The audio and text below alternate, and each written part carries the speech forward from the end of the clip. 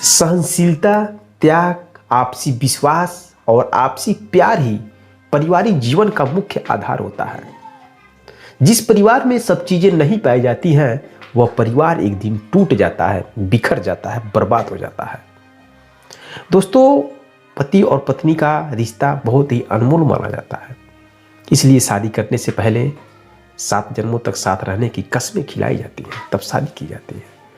लेकिन आजकल शादी होने के बाद पति और पत्नी के रिश्ते में बहुत जल्दी दरार आ जाता है, और दरार इस हद तक आ जाता है कि कई लोगों के तलाक भी हो जाते हैं। दोस्तों, आज की यह सच्ची घटना इस तलाक पर आधारित है। इस कहानी में पति और पत्नी का तलाक तो हो जाता है, लेकिन 11 साल के बाद पुनः दोनों मिल जाते हैं और फिर से अपनी नई जिंदगी की शुरुआत कर लेते हैं। ऐसी कहानी आपको बहुत कम सुनने के लिए मिलेगी, और बहुत कम लोगों के साथ ऐसा होता है कि तलाक के बाद पुनः उनकी शादी हो जाए। तो चलिए कहानी की शुरुआत करते हैं। दरअसल आज की जो सच्ची कहानी है वह बिहार राज्य की है। बिहार राज्य का गोपालगंज है, और गोपालगंज का रहने वाला एक व्यक्ति जिसका नाम सुरेश है। करीब उसकी शादी 11 साल पहले राधिका नाम की लड़की से हो जाती है। शादी होने के बाद दोनों की ज़िंदगी बहुत अच्छे से कट रही थी। राधिका की एक बड़ी बहन थी, भाई कोई नहीं था और माँ बाप थे।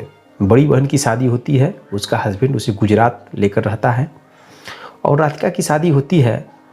तो राधिका की जहाँ शादी होती है यानी कि सुरेश के साथ, तो सुरेश के 3 भाई होते हैं और मम्मी पापा होते हैं, और उसके बड़े भैया भी होते हैं जिनकी शादी भी हो जाती है। संयुक्त परिवार होता है।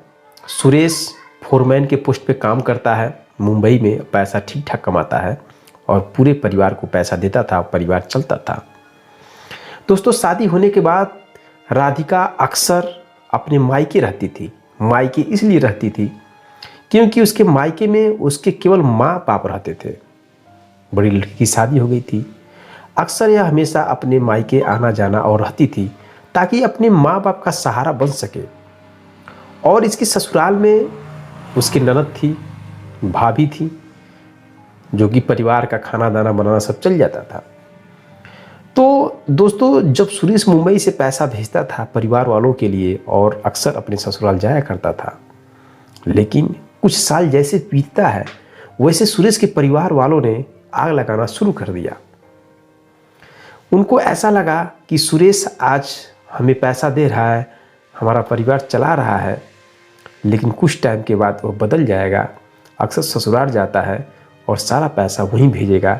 इस तरह से उनके मन में गलतफहमी आ गया सुरेश के परिवार वालों के, और सुरेश के परिवार वाले ही सुरेश के कान में फ़ोन करके परेशान करने लगे कि तुम्हारी बीवी अक्सर मायके रहती है, उसको अपने ससुराल में नहीं रखा जाता है, उसको मायके में नहीं रखा जाता है, अपने यहाँ रखा जाता है। इस तरह से लोग भड़काने लगे। सुरेश धीरे धीरे मोटिवेट होने लगा अपने परिवार के प्रति। लोग यहाँ तक भी कहने लगे कि वहाँ पे रहने से यहाँ के गांव के लोग, बहुत सारे लोग उल्टा सीधा बोलते हैं कि उसका कैरेक्टर ख़राब है, उसका कोई ना कोई बॉयफ्रेंड होगा, इसलिए अक्सर वहाँ रहती है। दोस्तों, धीरे धीरे सुरेश के मम्मी पापा, भाई भाभी लोग ऐसे धीरे धीरे उसको फ़ोन करके कहने लगे। सुरेश धीरे धीरे मोटिवेट हो गया और अपनी वाइफ से इस मैटर में बातचीत करने लगा कि तुम अपने मायके में मत रहो, हमारे घर जाकर रहो। लेकिन दोस्तों, जो राधिका थी वास्तव में बहुत सही थी। वह अपने माँ बाप का सहारा बन रही थी, जबकि माँ बाप अब उम्र हो गया था, इसलिए उनका देख रेख करने वाला कोई था नहीं। इस वजह से राधिका रहती थी। दोस्तों, इस बात पे बहस इतना छिड़ जाती है कि सुरेश और राधिका में बहस हो जाता है और लड़ाई झगड़े स्टार्ट हो जाते हैं। लेकिन इसका मेन जो जड़ है वह सुरेश के घर वाले ही होते हैं। उन दोनों में कन्फ्यूजन पैदा हो जाता है, लड़ाई झगड़े स्टार्ट हो जाते हैं, और शादी के करीब 2 साल के बाद उन दोनों में तलाक हो जाता है। तलाक होने के बाद दोस्तों, जो उसकी बीवी राधिका है वह अपने मायके रहती है अपने माँ बाप के साथ, और सुरेश मुंबई में जॉब करता है। फिर दोस्तों, जैसे 1-2 साल बीतता है वैसे सुरेश पागल हो जाता है, क्योंकि वो अपनी बीवी से बहुत प्यार होता है, बीवी से बहुत प्यार करता है।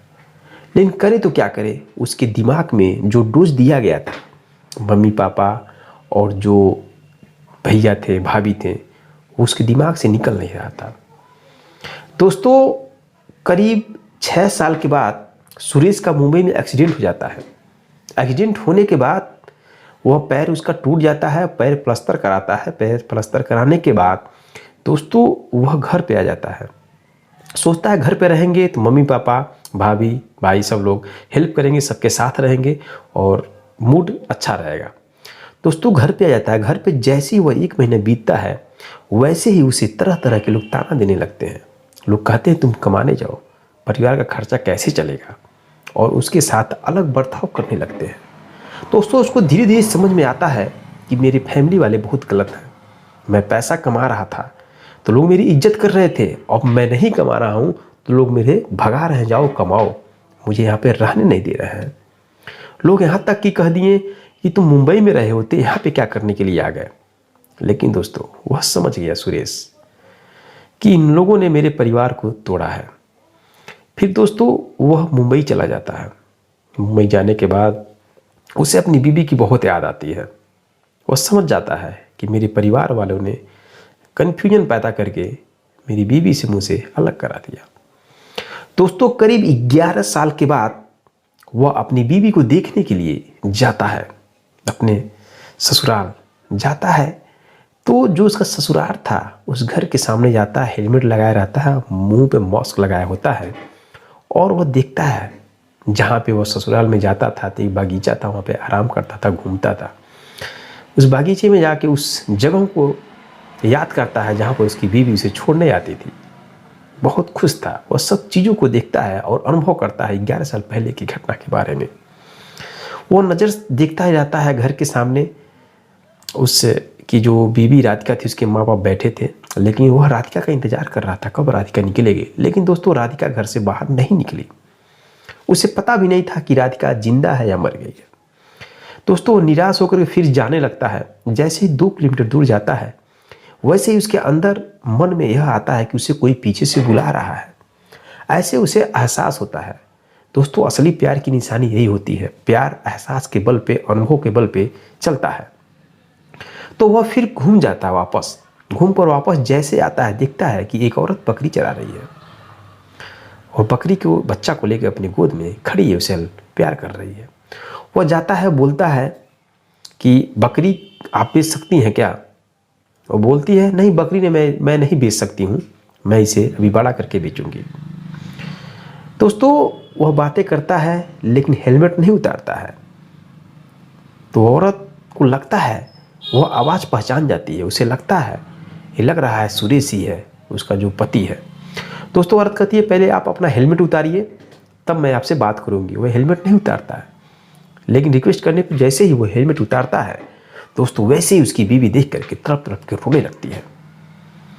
वह कहती है कि आप यहाँ पर क्या करने के लिए आए हैं 11 साल के बाद, अभी तक आपने मेरे पास क्यों नहीं आए। दोस्तों सुरेश देखता है कि उसके मांग में सिंदूर अभी भी भरती है। तब तक उसकी चाची आ जाती है। उसकी चाची बोलती है बेटा आपके नाम की सिंदूर अभी भी लगाती है और आपका इंतजार करती थी, कहती थी मेरे हस्बैंड मुझे लेने जरूर आएंगे लेकिन आपने नहीं आया। दोस्तों ये बातें सुन करके वह सोचता है कि मैंने बहुत बड़ी गलती कर दी अपनी ज़िंदगी में, मेरे परिवार वालों ने मेरे साथ बहुत गलत किया। दोस्तों वह गले लिपट कर रोने लगता है उसका हस्बैंड। तो बोलता है कि मैं तुम्हें याद कर रहा था लेकिन मैं आ नहीं पा रहा था, मैं बहुत कन्फ्यूजन हो गया था अपने परिवार वालों की बातों में सुन करके। दोस्तों दोनों लिपट कर रोने लगते हैं, लेकिन उसकी बीवी यानी कि जो राधिका है वह नहीं जानती है कि वह उसको लेने के लिए आता है हमेशा के लिए। राधिका बोलती है ठीक है तुम अब जाओ यहाँ से, तुम तो मुझे देखने आए थे ना, जाओ। लेकिन दोस्तों सुरेश बोलता है नहीं मैं तुम्हें अपने पास हमेशा हमेशा के लिए रखने आया हूँ, तुम्हें ले जाने आया हूँ। दोस्तों उसे विश्वास नहीं होता है। वो बोलती है मजाक मत करो तुम। सूरज बोलता है नहीं मैं मजाक नहीं, मैं सच में तुम्हें लेने आया हूँ। दोस्तों ये सुन करके उसको जब ऐसा एहसास होता है कि मेरा हस्बैंड 11 साल के बाद मुझे लेने आया है, तो दोस्तों उसके आंख से आंसू की धार बहने लगता है। दोनों गले लिपट जाते हैं और घर जाते हैं। घर से उसके मम्मी पापा से बात करते हैं। पुनः 11 साल के बाद अपनी पत्नी को लेकर जब अपने गांव में आता है तो गांव वाले लोग तमाशा देखने लगते हैं। सब लोग बोलने लगते हैं, वही तरह तरह की उल्टी सीधी बातें बोलने लगते हैं कि 11 साल के बाद सुरेश तुमने क्यों लाया अपनी पत्नी को। उसके माँ बाप, उसके भैया भाभी कहने लगते हैं, तुम पहले बोले होते तो मैं तुम्हारी शादी करा दिया होता, लेकिन तुमने 11 साल के बाद तलाक दी हुई पत्नी को क्यों लाए। दोस्तों, सुरेश को याद आता है कि जब उसके शादी के लिए कोई अलग रिश्ता आता था तो उस बीच में उसके घर वाले ही उन लोगों से कह देते थे कि उसकी पत्नी उसे छोड़कर चली गई और बहुत दारू पीता है, बहुत बेकार इंसान है। तो लोग शादी करने वाले चले जाते थे। और आज वही माँ बाप कह रहे हैं, वही भाई कह रहा है, पहले बोले होते तो मैं तुम्हारी शादी करा दिया होता। दोस्तों, सुरेश सब कहानी समझ चुका था और उन लोगों से बोलता है कि आप लोग हमसे दूर रहिए, हम लोग अलग रहेंगे, अलग खाना बनाएंगे, आप लोग मेरी ज़िंदगी में दखल मत करिए। आप लोगों से वजह से मेरी परिवार टूट गया, 11 साल हो गए अपने परिवार से मिलने और मैं आज फिर लेके आया हूँ, तो आप लोग उसमें रोड़ा बनना है। दोस्तों, यह रही कहानी और दोनों साथ में फिर से ज़िंदगी शुरू कर देते हैं। दोस्तों, यह कहानी बहुत ही इमोशनल है। ऐसी घटना बहुत कम लोगों के साथ होता है, क्योंकि दोस्तों परिवार में ऐसी घटनाएं अक्सर देखी जाती हैं। कभी लोग हस्बैंड को उल्टा सीधा लोग बोलते हैं, कभी वाइफ को। रियल में क्या सही है क्या गलत है, आप अपने परिवार में नोटिस करिए कौन क्या सही है। ये जरूरी नहीं है कि माँ बाप, भाई बहन, भाभी उस गलत हैं और आपकी पत्नी सही है, या आपकी पत्नी गलत है और वह लोग सही हैं। यह जरूरी नहीं है। आपके पास कितना माइंड है उसको नोटिस करिए और परिवार चलाने के लिए आपके अंदर त्याग, सहनशीलता, प्यार, विश्वास जरूर रहेगा। यही पारिवारिक जीवन का मुख्य आधार है। तो दोस्तों, यह कहानी अगर आपको अच्छा लगा तो चैनल को सब्सक्राइब कर लीजिए, वीडियो को लाइक करिए, कमेंट बॉक्स में कमेंट जरूर करिए। मिलते हैं नेक्स्ट वीडियो में नेक्स्ट कहानी के साथ। तब तक के लिए दोस्तों, जय हिंद, जय भारत।